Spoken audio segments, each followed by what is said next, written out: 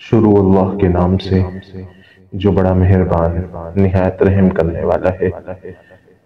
حضرت ابو ہریرہ رضی اللہ عنہ رسول اللہ صلی اللہ علیہ وسلم سے روایت کرتے ہیں کہ آپ نے فرمایا، لوگ پہلے تو مخلوقات کے بارے میں سوال کریں گے اور پھر آخر میں یہ وسوسہ پیدا کیا جائے گا کہ ساری مخلوق کو اللہ نے پیدا کیا ہے، تو خود اللہ کو کس نے پیدا کیا؟